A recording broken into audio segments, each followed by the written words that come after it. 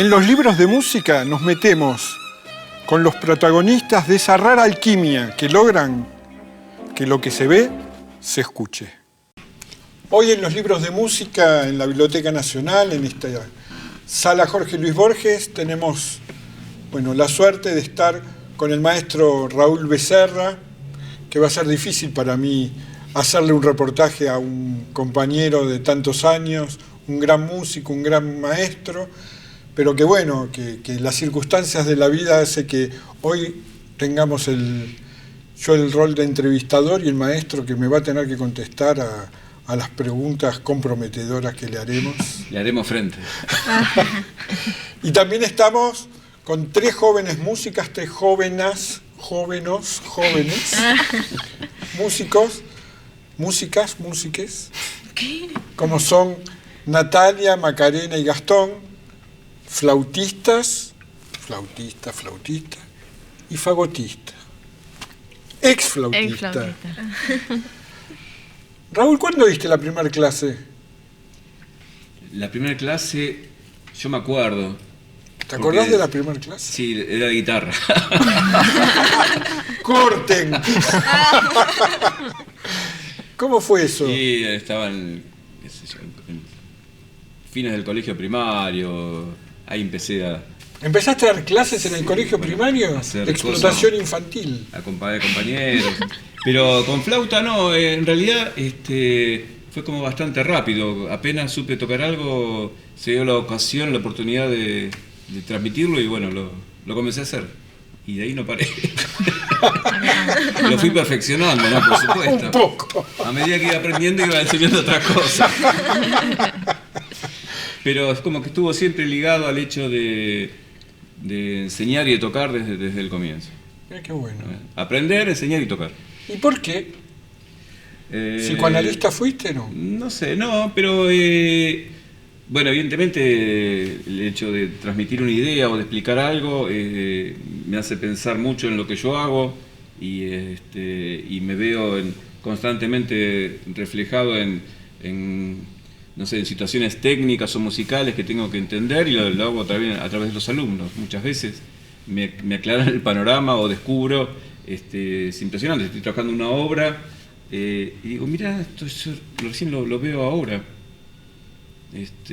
Como que es un ida y vuelta que a veces no sé dónde empieza y dónde termina, pero es un alimento constante y reflejo, espejo de aprendizaje, ¿no?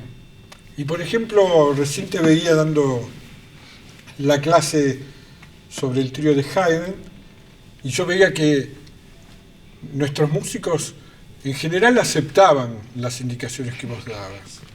En general te decían, no sé si lo hacían por una cuestión que estábamos frente a las cámaras o porque coincidían. ¿Qué te pasa con los alumnos que te dicen que sí y con los que te dicen que no? Los que dicen que no a veces no lo dicen, pero se percibe. Pero bueno, creo que tiene mucho que ver cómo es el abordaje de eso, ¿no? Cómo es la comunicación. En general, no sé si puedo decir que es una forma de trabajar mía, pero no siento que no impongo. Abro una puerta o un camino que creo que puede ser interesante. Si lo quieren tomar, bien, y si no, es otra, ya es una decisión propia, ¿no? De ellos. Pero por lo menos me parece que hay como una constante en probarlo, en a ver cómo funciona, en intentarlo y después verán si es conveniente o no. Y siempre se habla en la enseñanza que hay que ser motivador. ¿Cómo ves esto de la motivación con nuestros músicos?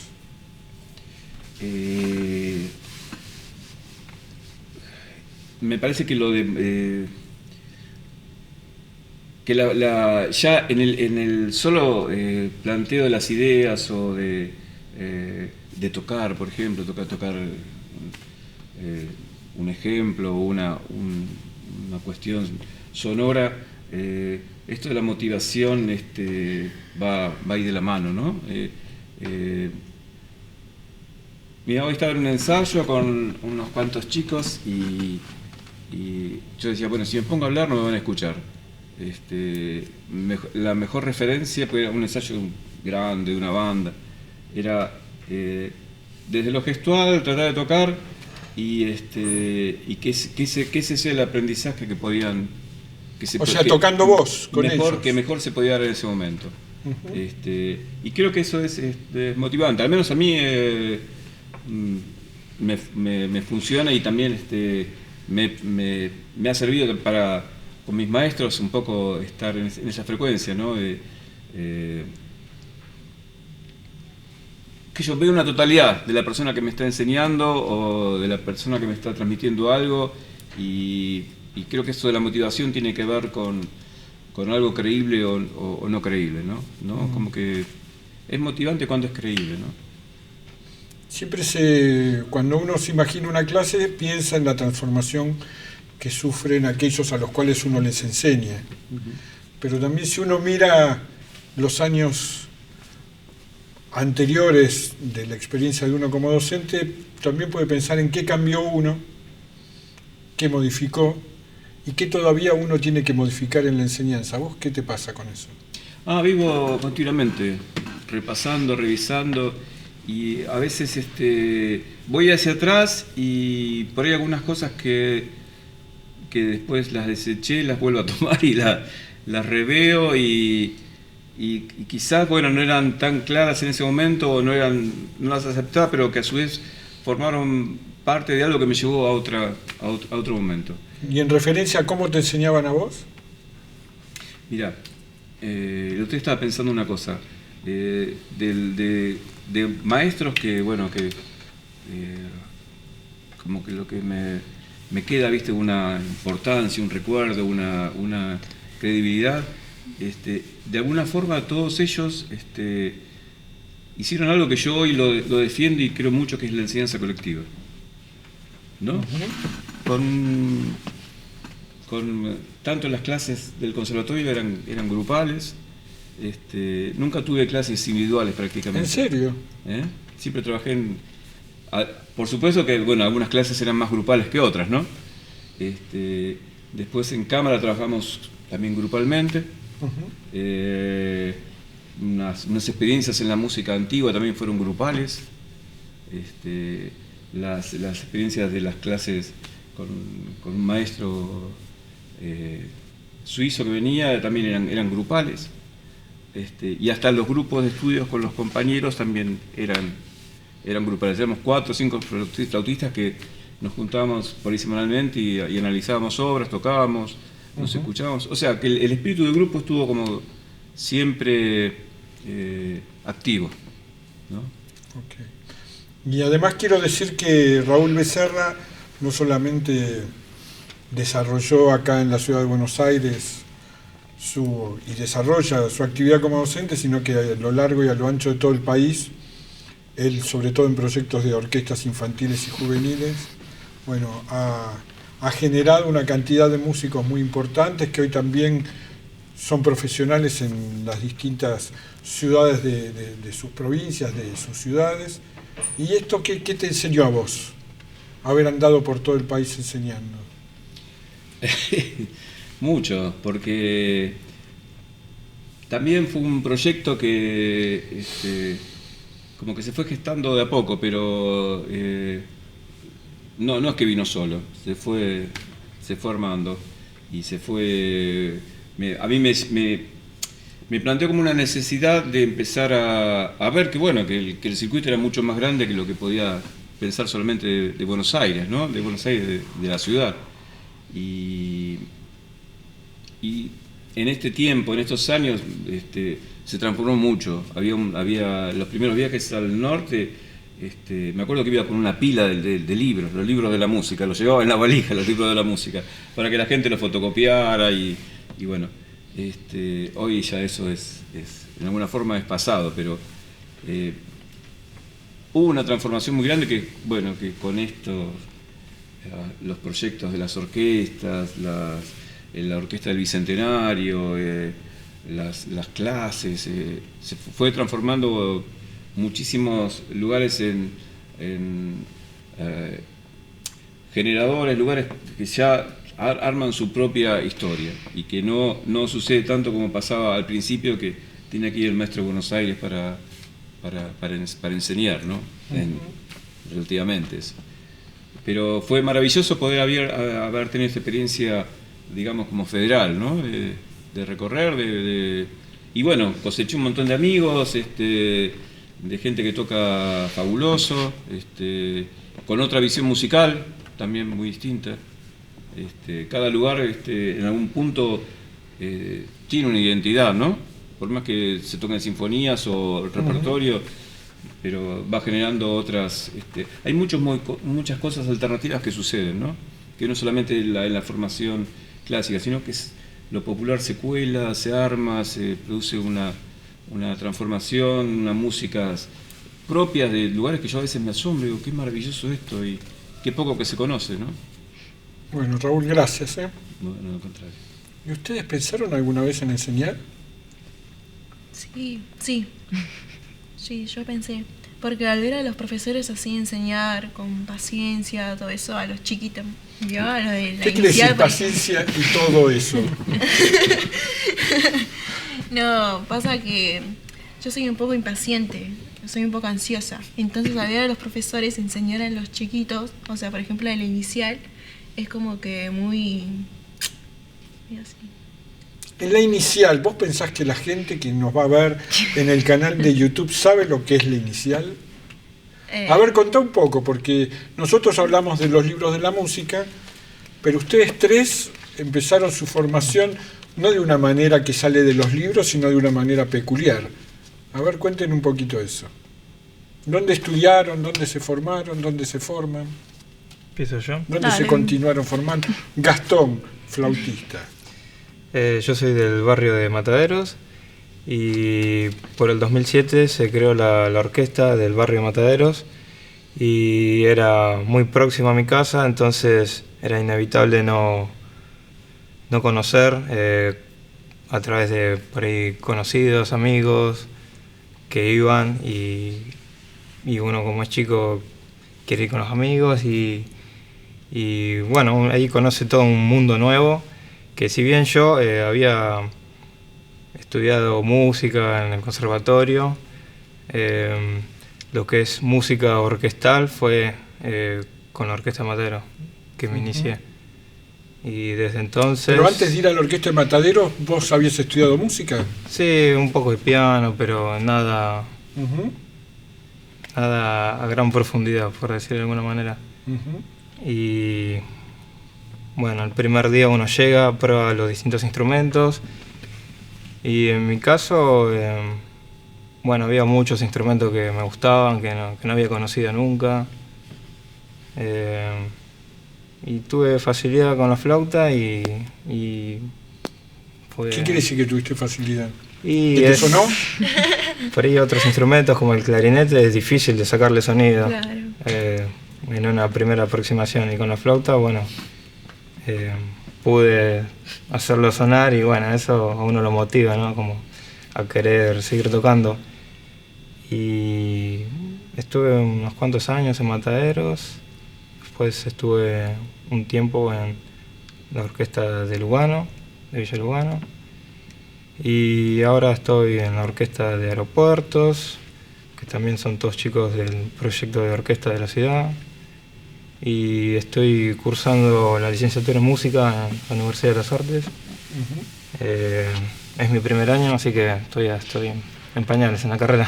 Bueno, te estás adaptando sí. A lo que es la universidad. ¿Y vos, Nati? Yo no sabía nada de música, solamente sabía que existía el violín y a lo mucho el cello. No sabía que existía ni el oboe, ni la flauta. A lo mucho porque es más grande. No, porque es lo que más o menos se escucha, más que todas las cuerdas. De los vientos no escuchaba mucho. Bueno, sí sabía que existía la trompeta. Bueno, yo empecé igual que Gastón, en una escuela de música del gobierno, pero yo fui a Lugano. Y yo conocí la flauta igual que Gastón, me hicieron probar todos los instrumentos. Cuando me dijeron a mí qué instrumento quería elegir, yo quería elegir el corno o la trompeta. Y cuando ellos dijeron, bueno, Sabrina, que es una de las coordinadoras del Lugano, dijo, ¿quiénes van a ir para flauta? Yo había elegido la flauta como un instrumento optativo, pero no sé, fue algo, ¿no? O sea, fue algo muy original, algo así. Porque dijeron flauta traversa y yo solamente levanté la mano, porque me confundí. Sí, dijeron flauta traversa y yo solamente levanté la mano, les juro, es así. Y levantaste la mano de puro impaciente. No, sino es que yo pensé que estaban preguntando quiénes habían elegido como instrumento optativo a la flauta, pero no. Okay. No sé, fue algo y casual. Ahí como se dice, perdón Jorge Luis Borges, te engramparon. No, y ahí como que no me dio mucho las ganas de decir, no, yo quería el corno, la trompeta. Bueno, entonces me fui con Sabrina y empecé ahí las clases con Rodney, que fue el que me dio el empuje ese a seguir con la flauta y no decidir cambiarme a trompeta o a corno. ¿Y tu camino artístico? Y yo también empecé en Lugano. Y también levantaste la mano en el momento que no era indicado. Fue parecido. En realidad, cuando se fundó Lugano en el 98, mi hermana fue la que empezó porque se metía en todas las actividades siempre. Y bueno, empezó y mi mamá la acompañaba y yo iba atrás de colita. Y mi mamá me decía, o sea, en vez de estar acá al lado mío, ¿por qué no probás? Y yo no quería saber nada, me enojaba, me dijo, bueno, probá, si no te gusta, listo, no te hincho más. Y bueno, probé, no pude, ya está. El primer día probé y dije, quiero tocar. Y bueno, después elegí la flauta por mi hermana. O sea, no fue por impaciencia, pero fue, bueno, mi hermana toca flauta, voy a tocar flauta. Y estuve un montón de tiempo. ¿Por hermandad o por competencia? Puede ser lo último. Y bueno, estuve un montón de tiempo, estuve como 10 años tocando flauta y bueno, un día fui a escuchar la orquesta del Bicentenario y conocí el fagot que no tenía idea que existía y ahí fue, quiero tocar eso y bueno, tuve la suerte de que en la orquesta justo trajeron fagot y un profe y también, bueno, Raúl me escuchó con mis deseos de tocar fagot y me ayudó un montón y me acuerdo que vino la orquesta de Francia a la orquesta de Lugano y como un encuentro y me permitieron probar y fue increíble ese momento que Raúl me llamó, vení, y yo, ¿qué pasa? Y cuando fui estaban ahí, me recibieron con un fagot, caña, era todo y de ahí me enamoré, fue así. Y de hecho la flauta la quise mucho, pero fue como, bueno, la guardé y no me costó tanto dejarla. Perdón, Raúl, pero... Sí, no fue una decisión casi... No tuve dolorosa. Que tomar, no. Si no fue como una continuidad a través del fagot, sí, con la música. Claro. ¿Y ustedes quieren ser profesionales? ¿Son profesionales? ¿Algunos ya ganan plata con esto? A ver, cuenten. Bueno, yo estoy tocando ahora, entré hace poquito en la banda de la ciudad y bueno, ya estoy trabajando. ¿Ganaste concurso, decilo? Sí. Bueno, muy bien. ¿Y ustedes? ¿Quieren ser profesionales? ¿Quieren vivir de la música? Yo estoy por entrar a una orquesta, también gané un concurso. ¿Ganaste un concurso también? Así que estoy iniciando en el mundo laboral dentro de la música. Y bueno, a seguir estudiando, terminar la carrera, nunca dejar, ¿no? Porque nunca uno se termina de formar como músico, siempre hay algo más por aprender, por mejorar. ¿Y vos? Bueno, yo no estoy ganando plata, solamente gané una beca del Fondo Nacional de las Artes, bueno. Que... Bueno. Estamos con triunfadores. Bueno, sí, eso, y fui a audicionar varias veces, 3 veces creo, 4, no sé. Y quedé en 2 quedé en lista de mérito, así que no muy sé. Bien. Sí. Y si pienso ser profesional, estaba pensando en por ahí ir a la UNA, igual que Gastón. La universidad. Sí, claro. Bueno, a ver, ahora les voy a hacer una pregunta. Cuando ustedes van a una clase, ¿tienen clase? ¿Qué les pasa previamente, cuando tienen que ir y tocar una obra? ¿Qué les pasa durante y qué les pasa después? Nervios. Eso, nervios. ¿Nervios? ¿Miedo? A veces sí, depende de dónde es la clase. ¿Con quién es la clase? Sí. Pero expláyense, porque necesitamos... Y sí, cuando vas a otro lado a tomar una clase con otra persona que no conoces o otro lugar que no conoces, yo por lo menos en mi lugar siento a veces un poco de nervio, un poco de miedo de cómo va a ser. No estás relajado como... No. ¿Durante qué les pasa? Yo mientras estoy tocando por ahí ya me relajo un poco porque estoy metida en tocar.